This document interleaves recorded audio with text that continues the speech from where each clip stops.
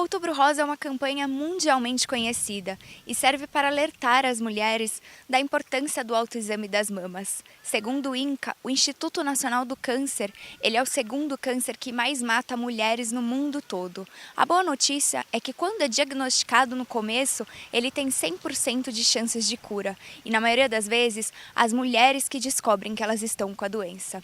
Eu sou a Laís Peçanha e você está no programa Visita. Para a gente esclarecer melhor esse assunto, hoje eu vim visitar o mastologista Dr. Fábio Madruga. Doutor, tudo bom? Muito obrigada pela sua participação. Eu que agradeço a oportunidade de tratar de assuntos tão importantes, o câncer de mama, e estamos à disposição para poder passar alguma informação para vocês. Então eu queria primeiro entender o que pode levar alguém a desenvolver o câncer de mama. Então, o câncer de mama é uma alteração que ocorre a princípio na célula mamária. Ela perde o controle, né, passa a crescer de uma forma desordenada. Essa alteração, a pessoa nasce com essa alteração e com o tempo, né, com um determinado período, acaba desencadeando esse crescimento, essa perda do controle, né, de acordo com a ação do meio sobre esse gene, né, que apresenta alteração. Tá? Quais são esses fatores que podem levar, né, ao aumento, né, piorar a incidência, né, que a gente tem encontrado hoje em dia do câncer de mama? Tá. Inúmeros fatores. Né? Então vamos começar pela questão da primeira menstruação. Quanto mais precoce a primeira menstruação, maior o risco. A menopausa tardia, fator, né, primeira menstruação antes de 12, a menopausa após 55 anos, são fatores de risco, né?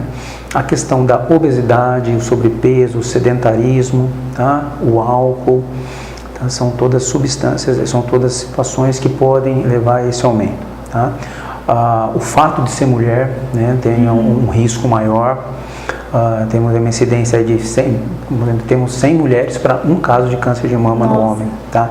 Então você vê que existe uma desproporção, né, favorável à mulher, né? O fato de ser mulher pela ação do estrógeno, que é uma das substâncias que vai potencializar essa alteração, né, acaba fazendo com que a mulher tenha uma maior incidência. Dentre os fatores ainda teríamos disseminados de agrotóxicos, são substâncias que têm uma semelhança com o estrógeno, né? Daí é como se fizesse uma reposição hormonal, né? E então a alimentação é um fator super importante. Sem dúvida, fator super importante. Então é fundamental a questão dos enlatados, os alimentos industrializados, né? Tudo isso colabora, né? Enfim, para que tenhamos esse aumento, né? A gravidez tardia também pode influenciar? A gravidez, quanto mais precoce, maior é a proteção. Por quê? O tecido mamário, ele logo vai ao seu completo estado de amadurecimento com a gravidez e, consequentemente, com a amamentação. Então, amamentar também previne? Fundamental, principalmente quanto mais precoce. Não estou estimulando a gravidez precoce, sim, mas é um fator protetor. Tá? A gente sabe que a gestação tardia, né, acaba sendo tardia após 35 anos, primeira gestação não é um fator, é um dos fatores, né, vamos dizer também, porque você tem o tecido mamário ficou muito tempo, a chamada janela hormonal ficou muito tempo sob a ação hormonal numa célula, vamos dizer, imatura, porque o amadurecimento ocorre somente com a amamentação, tá? Então daí a questão da paridade tardia, né? Ter filhos tarde, essa é a grande situação, né?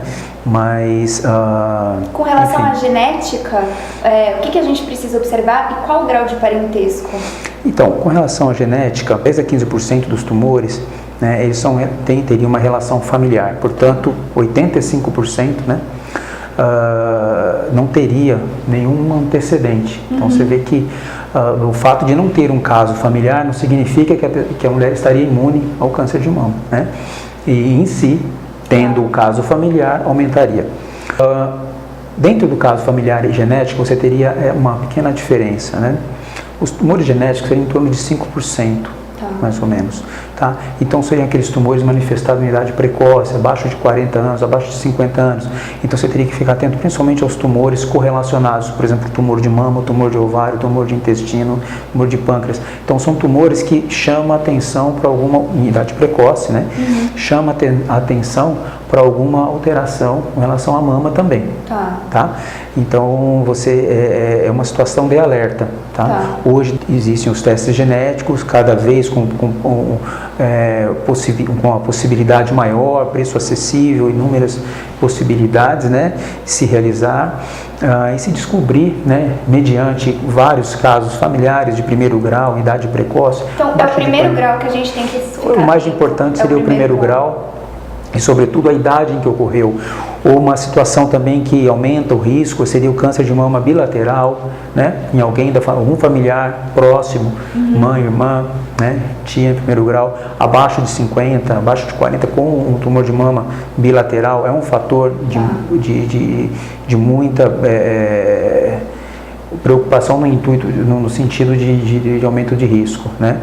Então, as biópsias de mama relacionadas a algumas alterações, né, como marcadores, né, nós teríamos as neoplasias in situ, que são, vamos dizer, lesões precursoras, né, e então elas teriam também um risco, né, então uma mulher que tenha sido submetida a uma biópsia ou que teve alguém na família que teve uma situação desse tipo, ela, apesar de não ser um tumor, acaba sendo um marcador de maior risco para desenvolver o câncer no decorrer da vida. Doutor, e essa mulher que já tem a predisposição, o que ela precisa fazer? Ela precisa fazer, de repente, a mamografia antes dos 50 anos? Normalmente, a mamografia deve ser feita 10 anos antes do primeiro caso na família. Tá? E se ela é uma paciente de risco, se ela tem mama densa, o que é uma mama muito branca, com antecedente familiar importante, tá? Então 10 anos antes do primeiro caso, então mas não menos de 30, né? Então seria importante a mamografia, a ultrassonografia, eventualmente a ressonância, porque as mamas, nós sabemos que as mamas jovens, né, não somente de 30 a 40, mas de 40 a 50, são as mamas de maior dificuldade em se fazer o diagnóstico do câncer de mama, porque o tecido glandular muito denso, ele atrapalharia as microcalcificações ou os nódulos iniciais, que seria o nosso grande intuito, né, que é a detecção precoce do câncer de mama. E como a gente pode se prevenir, então, do câncer de mama? São várias maneiras, tá? O primeiro, o conhecimento do corpo, tá? É importante que a mulher que conhece o corpo, ela pode detectar um nódulo com 1 centímetro, 1,5, né? 2, varia muito de pessoa para pessoa, depende do volume da mama, né? É uma questão de percepção. Então é importante o autoexame, não é a única forma, mas é importante ser feito mensalmente, no 8º dia do ciclo menstrual, tá? Após o 8º dia, que é o período em que a mama não está tão inchada, então portanto mais fácil de ser examinado. O autoexame, ele é interessante, é um método que exige um conhecimento do corpo, então quanto mais precoce, iniciar melhor, para não criar um estresse, uma preocupação, uma cancerofobia, mas sim um autoconhecimento, tá? Porque a gente sabe que as mulheres que se conhecem têm uma possibilidade de uma detecção mais precoce aí do nódulo, né? Então vai perceber, né, o nódulo mais cedo, portanto aumentando as chances de cura, tá? Então, aliado, né, ao autoexame mensal, no 8º dia do ciclo menstrual, quando a mama não está tão densa, tão inchada, portanto mais fácil para ser avaliada, tá? Teríamos a consulta ao ginecologista anual ou mastologista, né, caso haja alguma alteração nesse sentido, ou quando seria solicitada a mamografia a partir dos 40 anos, anualmente até os 69, 70 anos, e a partir daí, de acordo com a expectativa de vida da mulher. Exames de rastreamento, o exame padrão ouro, melhor em termos de custo-benefício, para rastreamento seria a mamografia, né?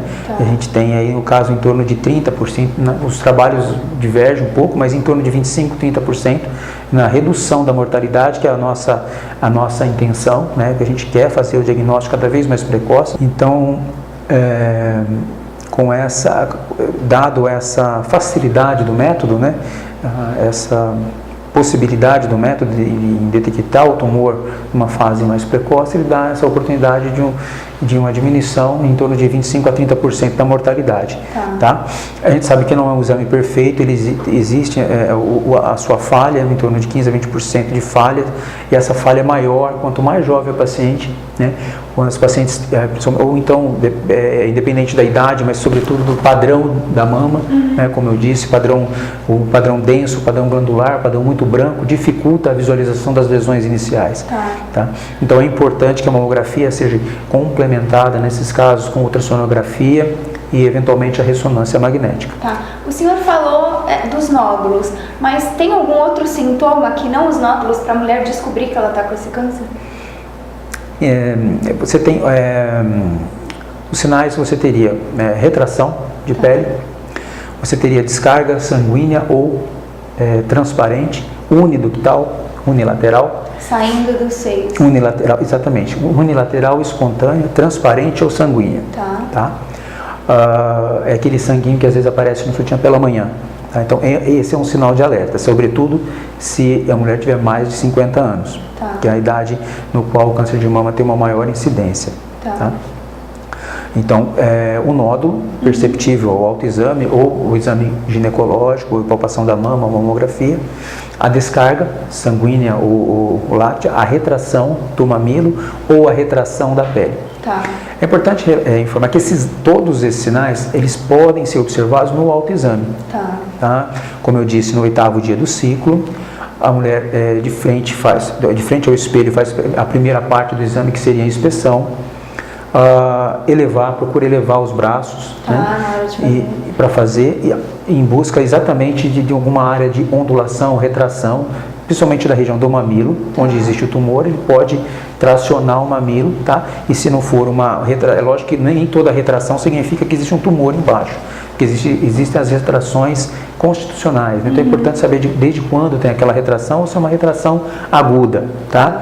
Então, a retração seria por onde o nódulo acaba puxando a pele. Tá? Então, ao movimentar o braço, vai perceber, caso haja uma retração, vai perceber. Tá? Então, nesse momento, terminado a inspeção, né, a gente faz a palpação, mama esquerda com a mão direita, fazendo movimentos circulares, né, procurando examinar todos os 4 quadrantes da mama. A mama é dividida em 4 quadrantes, fazendo uma cruz pelo mamilo, procurando examinar todos, né, com bastante cuidado. Essa manobra seria interessante fazer deitada, com o travesseiro nas costas, tá? Mama esquerda com a mão direita, mama direita com a mão esquerda, tá? A questão da expressão não há necessidade de ser feita, tá? Portanto, só valorizar a descarga, a secreção que foi espontânea. A expressão não faz parte do autoexame, porque o ato de apertar o mamilo pode desencadear secreções. Então, é uma situação que não precisa ser feita. Qual é a idade que nós devemos começar a fazer o autoexame? Olha, a título de conhecimento, a partir dos 20 anos, a partir do desenvolvimento completo da mama, né? E eu acho que já seria interessante como eu disse, para o conhecimento do corpo, que é importante, né? A questão do saber, do se tocar, de perceber a situação. Quem tem prótese de silicone consegue identificar esses sintomas? Sim. Pode até facilitar, dependendo, porque ocorre uma projeção da mama, né? Então, o nódulo, às vezes, ele pode ficar até mais fácil de ser percebido, não contraindica, não aumenta risco de câncer, né? E pode ser feito o autoexame sem maiores problemas e também totalmente perceptível o nódulo. Doutor, muito obrigada por todas as suas informações. Se alguém ficou com alguma dúvida, pode entrar em contato e você responde? Sim, então, fico à disposição. Espero ter contribuído. E deixar uma mensagem final, a importância, né, de se levar uma vida saudável, né? Então, basicamente, né, dormir bem, se alimentar bem, verduras, frutas, legumes, né, são substâncias que protegem o tecido mamário, né, praticar exercícios, combater a obesidade, isso desde a infância, né? Então, procurar incentivar as crianças à prática desportiva, tá? E não é somente a questão da alimentação, da prática esportiva, mas viver bem. né? Combater o estresse, que é um grande vilão, né? Como eu disse, do câncer de mama. Ter amigos, né? Viver bem em família, namorar, né? Passear, enfim, viver bem, né? Eu acho que é a mensagem final, né? E procurar, o que eu procuro deixar no intuito de diminuir a incidência, né, do câncer de mama e, sobretudo, procurar o seu ginecologista, o seu mastologista uma vez ao ano, aproveitar o Outubro Rosa para divulgar, disseminar essas informações, porque através dessa nossa ferramenta é o que a gente tem em mãos aí para lutar contra o câncer de mama, né? Temos uma incidência em torno de 60 mil casos, quase 60 mil casos para esse ano. Então, assim, uma incidência elevada. No início é mais fácil. Exatamente. E a nossa chance é exatamente aí, né, no diagnóstico precoce. Evitar o tumor é muito difícil, mas por enquanto o que temos seria detecção precoce. Então, é ficar atento e viver bem, né?